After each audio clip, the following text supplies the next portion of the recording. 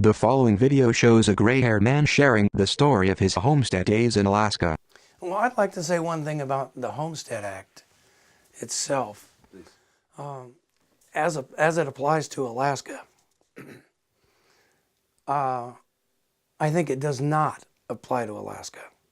I don't think there are many areas in the state that were ever really viable. Mountain view from window of flying air. Growing up in Southern California, I wanted to leave there and go to Alaska and homestead. Text reads, Ken Deerdorf is the last person to homestead under the 1862 Homestead Act. I'd always wanted to live the life that I could be outdoors whenever I wanted in a completely natural environment. Ken walks to his cabin. Once the planes left and I was through commiserating with myself about being by myself, I came up into the woods here and I set up a little nylon two-man tent. There's not much heat you're going to hold into a tent that has no heat other than your body heat. This was the location of the first month. Ken walks to his cabin. Everyone else was 50 or 60 miles west of here on a different river. I didn't have other people right up next to me. Where my stakes ended, someone else's began.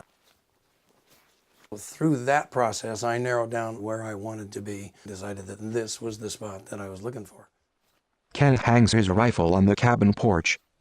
I started it in May of 1978, and I finished it in late September of that same year. And we got some of the logs right here in this open area in front of the house, and some of them further upriver, and pulled them up onto the walls with a come-along. When we were getting up to the higher levels, we might be able to do one log a day. And this right here is the site of the first cabin that burned. Text reads, the first cabin burned from a static spark. This is the one that started with a static spark of electricity that ignited the gasoline cans and caught the grass and the building on fire. The main concern was to keep it from getting to the other cabin. And so we just continued to try to create some sort of a fire break in the dead grass. Subtitle was This Fire Sounds Like a Pretty Major Loss. It was. I'd, had accumulated tools and building materials and traps and extra supplies and fuels and things like that, and dynamite that I'd used for clearing stumps, and we lost it all there in a matter of several hours. It had taken years to accumulate. So it certainly made it harder to live, but I wouldn't say that it was part of the reason that I left at all, no. Might be an easier way out of here, too. Ken walks out of the tall grass.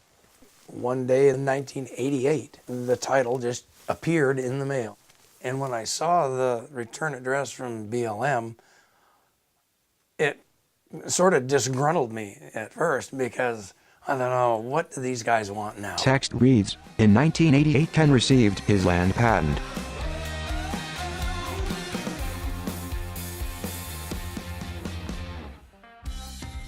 I had a degree. I knew I could go to work for USGS or someone like that, but I don't think I would have really learned anything doing that. Living here, you learn a lot of things that are different but important. Ken walks around his cabin. Archival photos play. I've had a vehicle stuck in a ditch and pulled it out with 5 dogs. Trapped fox and beaver and wolverine. I've lost a house here to fire and all its contents. Ken opens wood stove. It was not worth it in a monetary sense, but in the sense of personal satisfaction and achievement, it was. Credits play. And would I do it any differently? Probably not. Ken drinks a cup of coffee by the cabin window. Click here to watch full-length videos. For more homestead stories, visit Homestead National Monument of America.